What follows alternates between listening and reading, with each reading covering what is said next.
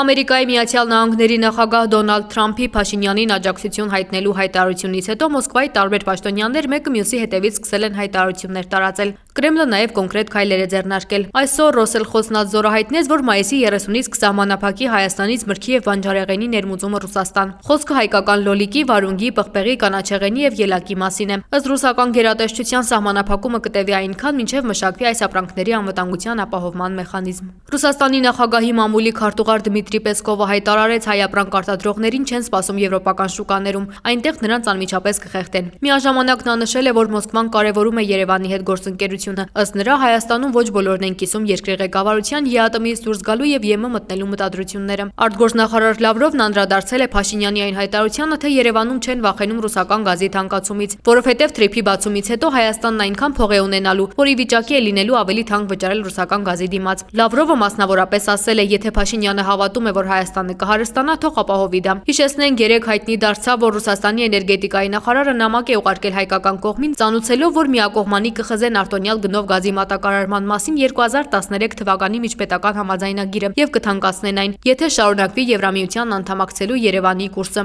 Նախարար Սերգեյ Ցիվիլիևն այսօր պարզաբանել է, թե ինչու է նման նամակ գրել։ Ես գրեցի իմ հայ գործընկերոջը, որպեսզի բոլորը նախապես իմանան, թե ինչ իրադարձություններ են տեղի ունենալու, եթե Եվրասիական տնտեսական միությունից անցնեին Եվրամիություն։ Այդ դեպքում մենք չենք կարողանա նրանց մատակարարել վառելիքն այն գնով, որով մենք հիմա մատակարարում ենք, հայտարարել է Ռուսաստանի էներգետիկայի նախարարը։ Ըստ նրա, հայկական կողմից իրենց նամակին պատասխան դեռ չեն ստացել։ Իր հերթին փոխվարչապետ Ալեքսեյ Օվերչուկը հայտարարել է, Հայաստանը անդամակցելով Եվրասիական տնտեսական միությանը արտոնություններ է ստացել փաթեթով, հստակ նորմատիվ իրավական կարգավորմամբ, որոնք ինչ որ պահի հակասության մեջ կմտնեն Հայաստանի ԵՄ ինտեգրման հետ։ Հետևաբար, ըստ Օվերչուկի, արդարացի կլիներ, եթե Եվրամիությանը միանալու դեպքում Հայաստանը զրկվեր այդ բոլոր արտոնություններից։ Ռուսաստանի Դաշնության արտաքին գործերի նախարարության պաշտոնական ներկայացուցիչ Մարիա Զախարովան հայտարարել է, Նիկոլ Փաշինյանի թիմը աչք է փակում արևմուտքի կողմից հակառուսական տրամադրություններ բորբոքելու բացահայտ արշավի վրա։ Բառացիորեն ամեն օր հնչում են պնդումներ ու կեղծ լուրեր այն մասին, թե Մոսկվան իբր միջամտում է երկրի ներքին գործերին կամ հիբրիդային հարձակումներ գործում Հայաստանի դեմ։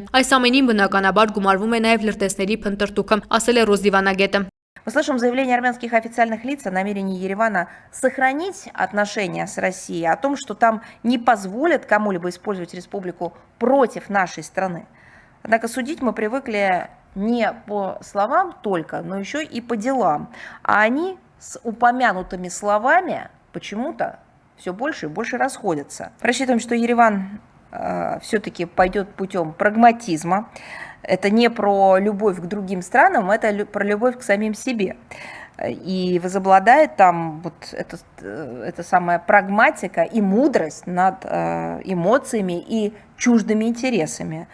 Лучше, наверное, даже сказать чужими интересами, которые тянут действующие власти в бессмысленную, а самое главное, опасную для Армении погоню за европейской мечтой. В этой самой яме, куда эта европейская мечта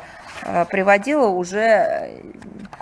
так сказать, не один скелет валяется. Չնայած ամեն օր Կրեմլից հնչող նմանատիպ հայտարարություններին Նիկոլ Փաշինյանն այսօր էլ նորից պնդել է. Հայաստանի տնտեսությանը սպառնացող որևէ վտանգ չի տեսնում։ Նրա խոսքով այժմ անձայրածիր հնարավորություններ են բացվում Հայաստանի տնտեսության համար, հաշվի առնելով երկաթուղային նոր ուղիների բացումը ամիսներ առաջ Ադրբեջանի, այժմ էլ Թուրքիայի տարածքով։ Իսկ ինչ է առաջարկում Փաշինյանն այն արտադրողներին, որոնք խնդիրներ ունեն Ռուսաստանի հետ առաջացած լարվածության պատճառով։ Եթե ձեզ թվում է, թե նախկինում խնդիրներ չեն եղել, դուք չարաչար սխալվում եք, այդ նույն խնդիրները անընդհատ լինում են եւ մեր բոլոր գործընկերներին ես 2018 թվականից այդ ուղերձը հղում եմ,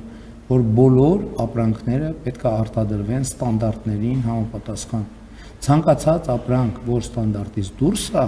մենք չենք պատրաստվում մեր ինքնիշխանության հաշվին ստանդարտներին չհամապատասխանող ապրանքներ արտահանման աջակցել։ Մենք պատրաստվում ենք աջակցել բոլոր այն արտադրողներին, ովքեր ստանդարտներին համապատասխան արտադրանք են արտադրում։ Իսկ ստանդարտներին համապատասխան արտադրանքի համար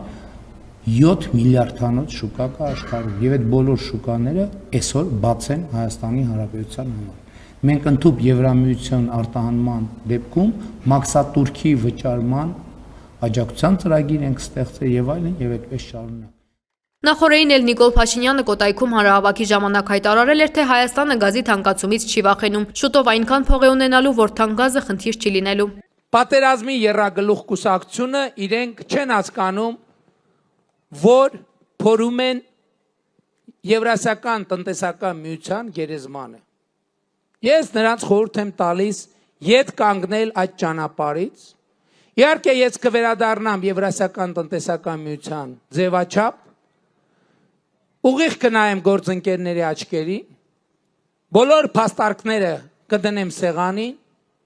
եւ ես ձեզ ասում եմ, որ որևէ խնդիր չի ծագելու։ Բայց մյուս կողմից ես ասում եմ, այդ որ Լուկաշենկոն ասելա, թե Հայաստանը ումա պետք, այդ հայտարարությունը ովակի հույսին։ Այսօր մենք արդեն ունենք երկաթուղի, ախալքալակ կարծ երկաթուղին բացվեց օրեր առաջ Հայաստանի համար։ Նրանից առաջ Ադրբեջանի տարածքով էր երկաթուղին բացվել։ Շուտով բացվելու է Թրիպը։ Մեր երկրի տարածքով անցնելու է գազամուղ այդ թվում։ Մենք այդ տրանզիտի հաշվին ունենալու ենք մեր սեփական գազը եւ այդ տրանզիտի համար մեզ վճարելու են գազով։ Վաղը Աստանայում տեղի կունենա Եվրասիական տնտեսական խորհրդի նիստը առանց Նիկոլ Փաշինյանի մասնակցության։ Հայաստանից նիստին կմասնակցի փոխվարչապետ Մհեր Գրիգորյանը։ Նիստի օրակարգում Պուտինի նախաձեռնությամբ լինելու է նաև Եվրասիական տնտեսական միությունում Հայաստանի կարգավիճակի, ինչպես այսօր Ռուսաստանի Դաշնության նախագահի օգնական Յուրի Ուշակովն է ասել, ԵԱՏՄ-ում Հայաստանի հետագա մասնակցության հարցը։